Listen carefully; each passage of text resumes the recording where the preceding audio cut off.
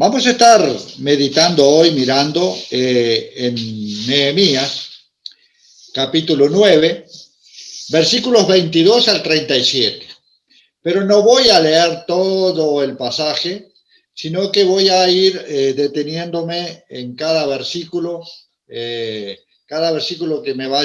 vayamos a tratar, lo voy a estar leyendo para no estar leyendo todos los versículos que son bastante. Después léalo en su casa. Bueno, todos sabemos que el domingo pasado Julio también habló algo sobre Nehemías.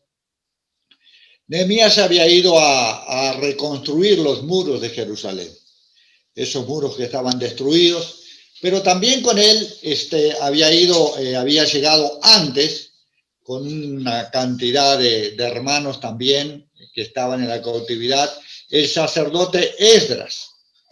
Y Esdras era, digamos, como la palabra lo dice, el sacerdote del pueblo. Y en este momento Esdras está junto al pueblo y está haciendo un recuento, como lo hizo Josué, ¿se acuerdan? Cuando antes de partir a la presencia del Señor, lo estaba haciendo Esdras ahora, haciéndole ver al pueblo las bendiciones de Dios desde que el Señor los sacó de la cautividad de Egipto. Pero también resaltaba Esdras ahí la desobediencia también del pueblo, porque el pueblo era tremendamente bendecido, pero no era reconocido muchas veces.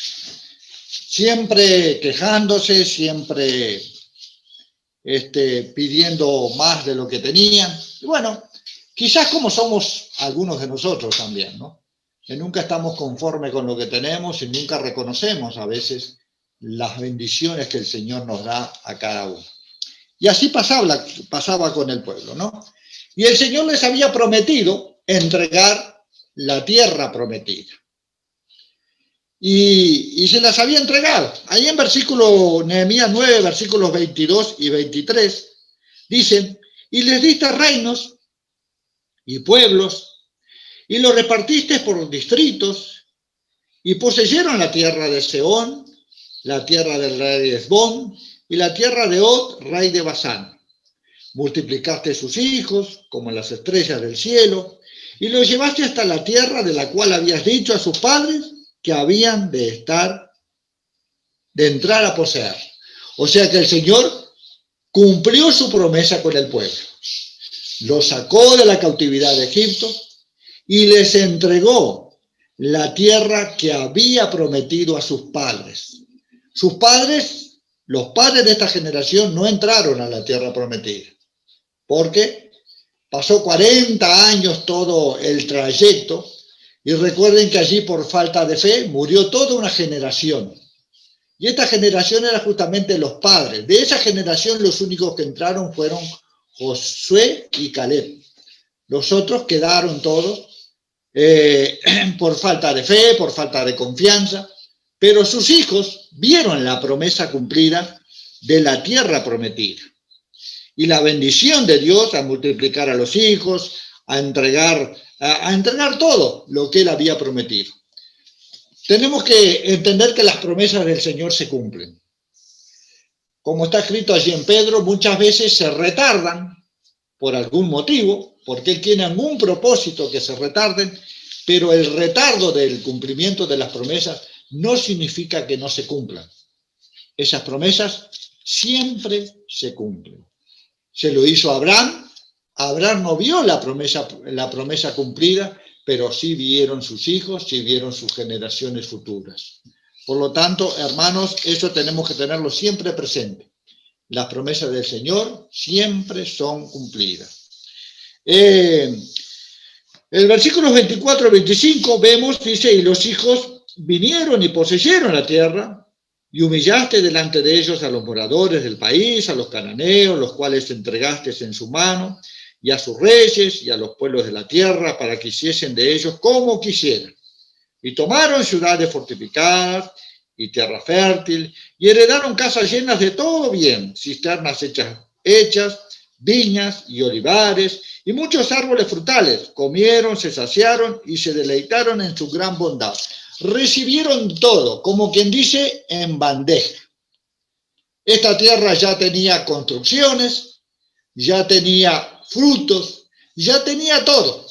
Lo único que tenía que hacer el pueblo era entrar y disfrutar de esas grandes bondades que el Señor le había concedido. Ya con todo construido, no tenían que hacer absolutamente nada.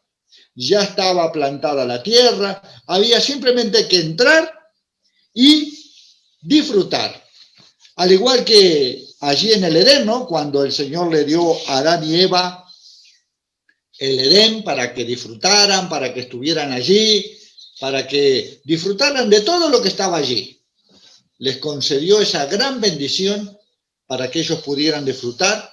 Así también lo hizo ahora, entregando de la tierra prometida a su pueblo para que su pueblo disfrutara.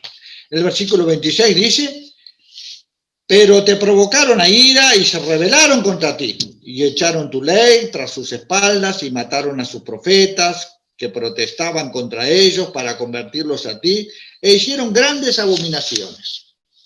¿Qué pasó? Se entregó la tierra prometida, y el pueblo, en vez de disfrutar de lo que tenía, empezó a desobedecer a Dios. Empezó a desoír a los profetas, empezó a hacer cosas que no agradaban a Dios. En vez de ser agradecidos, fueron mal agradecidos. Empezaron a desobedecer al Dios que todo les había dado, al Dios que todo les había concedido y que ellos habían logrado sin ningún tipo de necesidad, pues empezaron a desobedecer ese Dios. Volvemos a Adán y Eva, el Edén, todo hermoso, para disfrutar, pues ¿qué hicieron Adán y Eva? Desobedecieron a Dios. Es interesante que a veces las situaciones buenas son tan peligrosas como las situaciones malas para que nosotros demos la espalda a nuestro Dios. Muchas veces porque estamos pasando por situaciones difíciles, no entendemos el porqué, queremos que ya se termine y como nunca se termina, damos la espalda a nuestro Dios. Le echamos la culpa a Dios de lo que estamos pasando. Pero muchas veces también, cuando estamos pasando por grandes bondades, a veces también esas situaciones son complicadas, porque estamos pasando tan bien que nos olvidamos de agradecer a nuestro Dios, nos olvidamos de rendirle la gloria y la honra que Él se merece.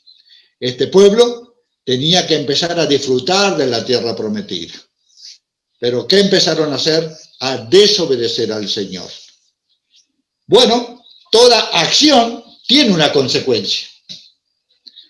Versículos 27 y 28 dice: entonces los entregaste en manos de sus enemigos, los cuales los afligieron. Pero en el tiempo de su tribulación clamaron a ti, y tú desde los cielos los oíste, y según tu gran misericordia les enviaste libertadores para que los salvasen de la mano de sus enemigos. Pero una vez que tenían paz, volvían a hacer lo malo delante de ti, por lo cual los abandonaste en manos de sus enemigos, que los dominaron, pero volvían y clamaban otra vez a ti, y tú desde los cielos los oías, y según tus misericordias muchas veces los libraste. El Señor en su misericordia, más allá de todo lo mal que el pueblo se portaba con Él, más allá de todo lo mal agradecido que eran, el Señor en su misericordia perdonaba, perdonó más de una vez, seguía perdonando, seguía dándoles otra posibilidad, pero el pueblo ni bien estaba bien, volvía a desobedecer una vez más. Volvía a hacer lo que no tenía que hacer.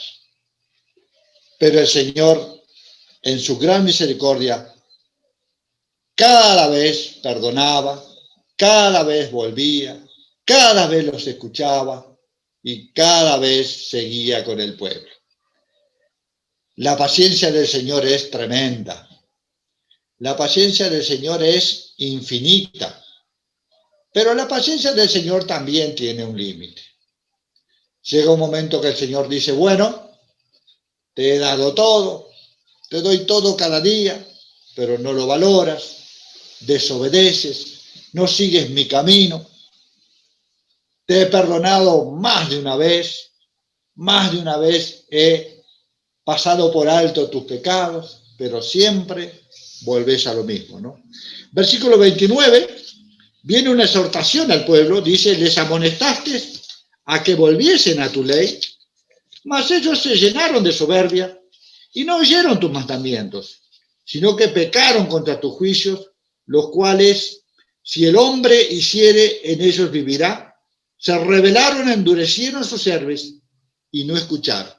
Más allá de la exhortación del Señor, más allá de que el Señor les hizo ver que estaban mal y les pidió que volvieran a los antiguos caminos, desobedecían, seguían de la misma forma, no querían oír, no querían valorar aquello que el Señor les había dado. Versículos 30 y 31 dice, les soportaste por muchos años y les testificaste con tu espíritu por medio de tus profetas, pero no escucharon, por lo cual los entregaste en manos de los pueblos de la tierra. Mas por tus muchas misericordias no los consumiste, ni los desamparaste, porque eres Dios clemente y misericordioso. Más allá de todo lo que le habían hecho, el Señor podía decir, bueno, terminó, bastó, ahora los voy a consumir porque ya me tienen cansado. Sin embargo, el Señor seguía con su misericordia, seguía con su amor, seguía con su perdón. Es común escuchar a veces hermanos en la fe que por determinadas situaciones que están pasando le echan la culpa a Dios. Y a veces personas que no están en la fe también le echan, porque Dios esto, porque Dios aquello, porque Dios no da esto, no da aquello. Ahora, nosotros nos quejamos mucho de Dios, pero nosotros hacemos lo que tenemos que hacer. Nosotros obedecemos. Nosotros somos sumisos a la autoridad de Dios. Entonces, a veces, ¿con qué derecho reclamamos? ¿Con qué derecho nos quejamos?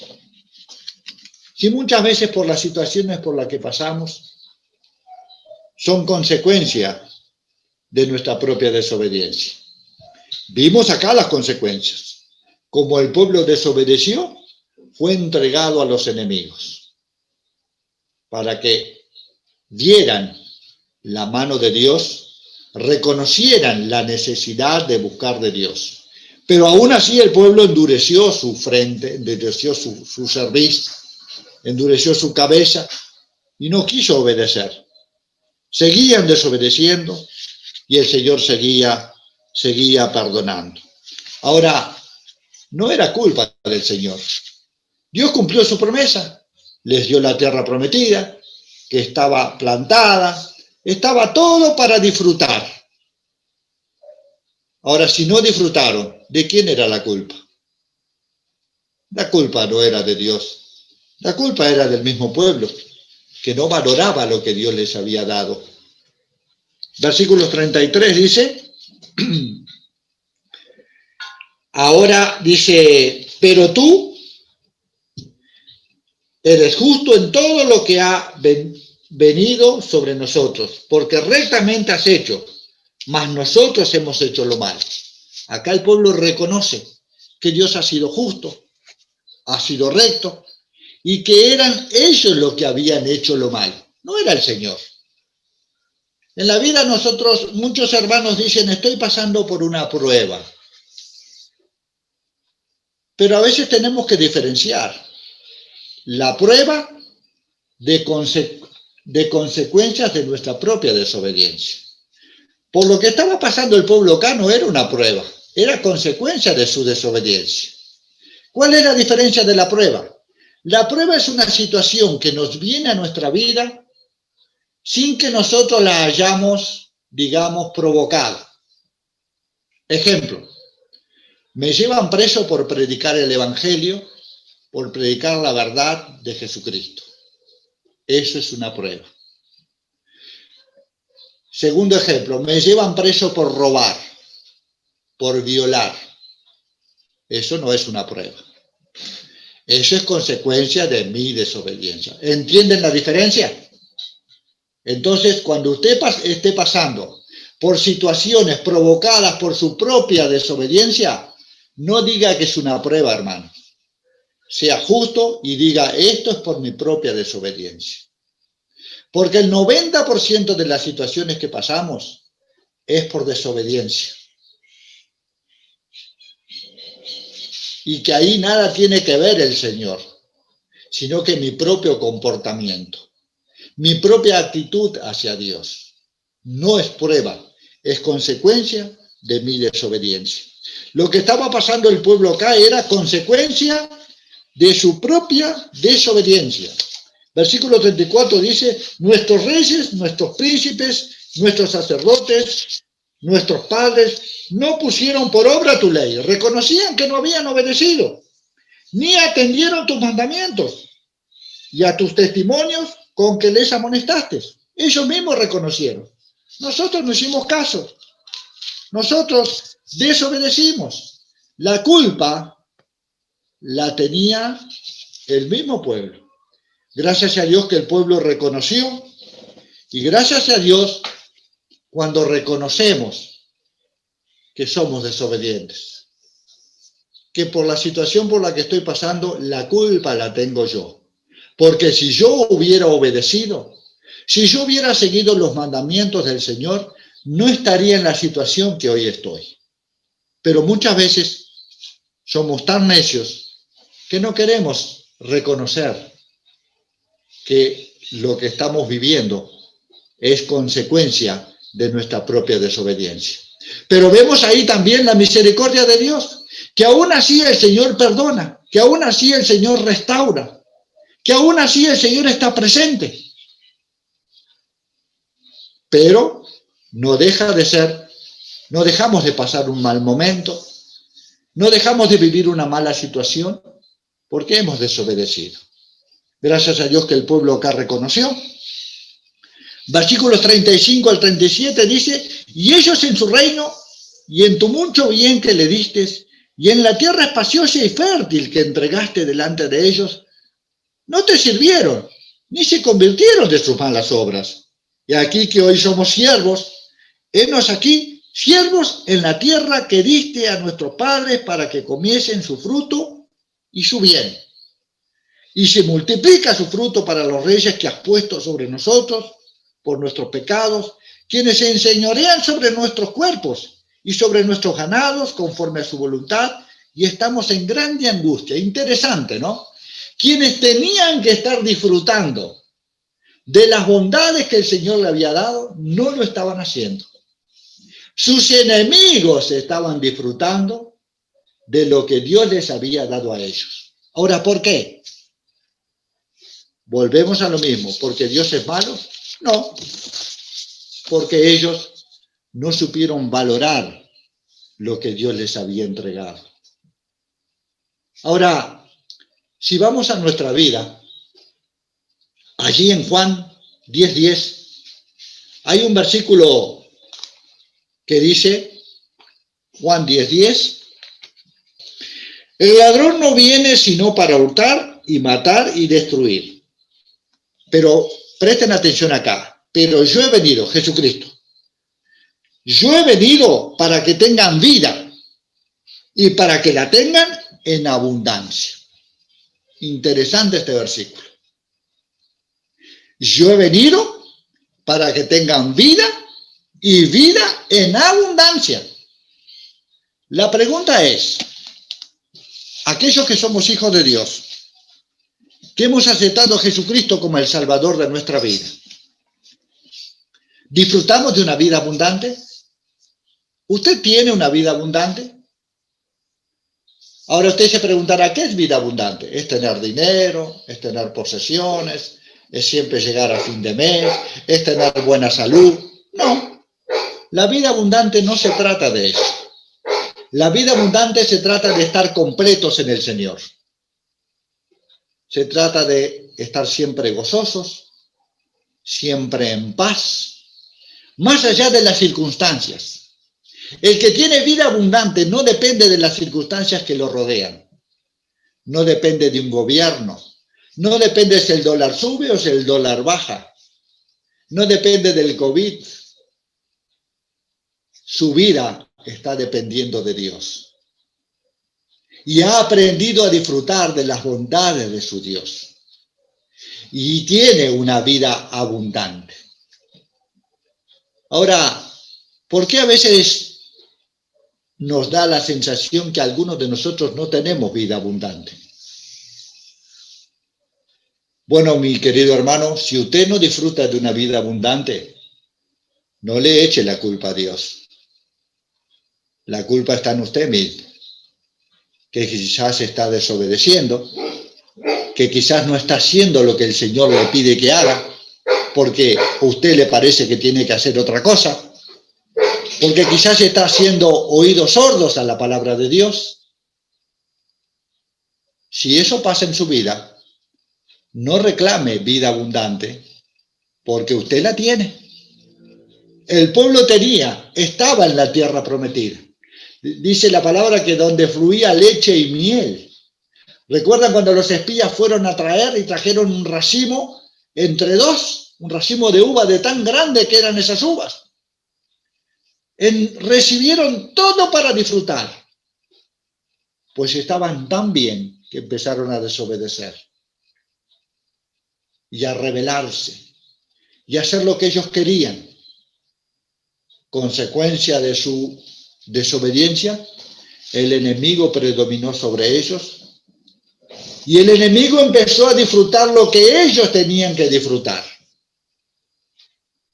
Muchas veces vemos personas en el mundo que aparentemente tienen vida más estable que la nuestra. ¿Por qué? Bueno, es bueno que meditemos y que la pregunta de esta mañana sea: ¿yo realmente disfruto de una vida abundante? Si llego a la conclusión que sí, gloria a Dios, pero manténgase firme, porque la desobediencia opaca la vida abundante. La desobediencia genera disturbios en la vida abundante. Y si la contestación es no, hermano, la misericordia de Dios es amplia. Estamos prontos a pedir perdón, a presentar nuestros pecados al Señor para que Él pueda permitirnos disfrutar de esa vida abundante. Pero nunca se queje de Dios, nunca se queje de Dios, porque su misericordia es tan grande, es tan amplia. Primero medite sobre su vida. ¿No seré yo que estoy haciendo las cosas mal? ¿No seré yo que estoy desobedeciendo? Y diferencie prueba de consecuencia de desobediencia. Prueba es una cosa, consecuencia de mi desobediencia es otra. Pero preguntémonos, ¿yo tengo vida abundante? Y si no tengo vida abundante, ¿qué pasa? Si tengo a Cristo y su palabra dice que Él vino para darme vida abundante, ¿por qué no la tengo? Bueno, quizás porque no estoy dentro de la voluntad de Dios. Quizás porque no estoy siendo obediente. Y aquellos que no conocen a Jesucristo y desean tener una vida abundante, también está al alcance de todos aquellos que deseen tener vida abundante. Y usted se preguntará, ¿y qué tengo que hacer? Abrir su corazón a Jesucristo y aceptarlo como el Salvador de su vida. Entrará Cristo en su vida. Y si usted es fiel a ese Cristo que ha aceptado como el Salvador de su vida, la palabra dice que tendrá vida abundante. Así que esa vida abundante está a disposición de todos nosotros. Aquellos que hemos aceptado a Cristo como el Salvador de nuestra vida, ya la tenemos. Simplemente tenemos que disfrutarla. ¿Cómo la disfrutamos? A través de la obediencia a Jesucristo. A través de la sumisión a la autoridad de Dios. Y aquellos que no conocen a Cristo, ¿cómo pueden tener esa vida abundante? Pues abriendo su corazón al Señor. Entendiendo que necesitan de Jesucristo. Entendiendo que hasta el momento puede tener usted bienes materiales, puede tener usted todo lo material que lo rodea, pero tiene una vida vacía. Hay algo que no está completo. Permítame el atrevimiento de decir que ese vacío que usted tiene en su vida es la falta de Jesucristo. Solamente Jesucristo podrá darle la vida abundante.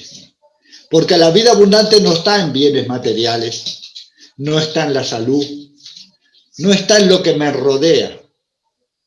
Está en la paz y en el gozo que solamente Jesucristo me puede dar.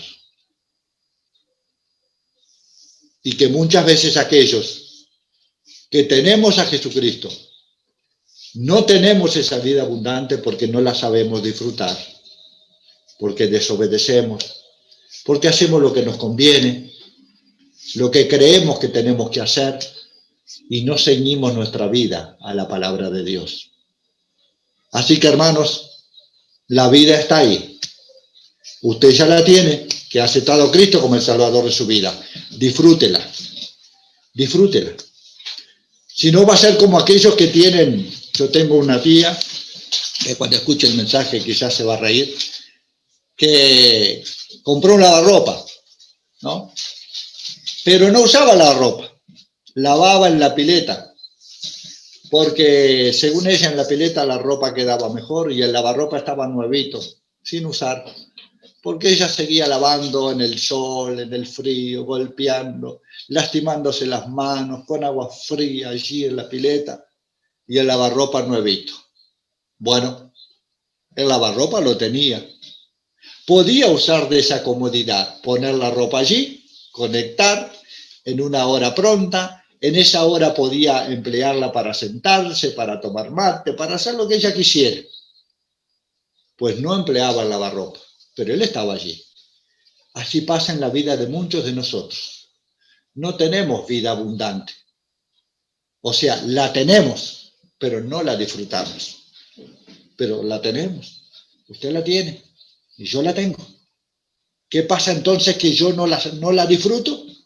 ¿Qué pasa entonces que me parece que no la tengo? Mi hermano, obediencia. Esa es la clave. Obediencia.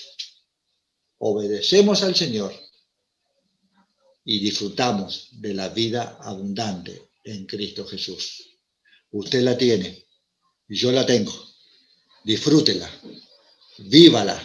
Si usted aprende a vivir la vida abundante en el Señor, verá que el pasaje por este mundo es una muestra de lo que vamos a vivir en los cielos, en la vida eterna con el Señor. Le puedo asegurar que es así. El pasaje por este mundo es una muestra de lo que viviremos en la vida eterna con el Señor, si aprendemos a vivir en una vida abundante en Cristo Jesús. Y la clave es obediencia. Y aquellos que no conocen a Cristo, abrir su corazón al Señor, reconocer la necesidad que tienen de Él y aceptarlo como el Salvador de su vida. Y podrá también disfrutar, si es fiel y obediente, de esa vida abundante que solamente Jesucristo nos puede dar. No seamos como el pueblo de Israel, que tenían todo para disfrutar. Todo se les dio en bandeja, pues preferían comer de las migajas de los cerdos en vez de saborear de los manjares que su rey les estaba concediendo. Mi querido hermano, no coma de las migajas de cerdos. Aproveche y saboree los manjares del rey, que los tiene presentes. Lo tiene ahí en su mesa, pues disfrútelos. No deje que vengan otros a comer sus manjares, mientras usted, siendo hijo o hija del rey, está comiendo lo que comen los cerdos. Vamos a estar orando. Señor y Padre, venimos ante tu presencia soberana, agradeciéndote, Señor amado, por este tiempo, en el que tú nos has permitido dentro de tu misericordia alabar y glorificar tu nombre y escuchar tu palabra. Mi Señor, que esta palabra haya sido como espada de dos filos, que pueda penetrar hasta lo profundo de nuestro corazón. Que esta palabra pueda ser transformadora para nuestras vidas y podamos entender, mi Señor, que tenemos todo para tener vida abundante. Te tenemos a ti, mi Señor. ¿Qué más necesitamos? Ahora, si no sentimos que estamos disfrutando de esa vida abundante, algo está pasando. ¿Y qué puede estar pasando? Bueno, hoy en tu palabra vimos que la desobediencia no nos permite disfrutar de esa vida abundante. Señor amado, que podamos ser humildes de corazón, que podamos ser sencillos de corazón y podamos reconocer, mi Señor, que muchas veces no disfrutamos de esa vida abundante por nuestra propia desobediencia.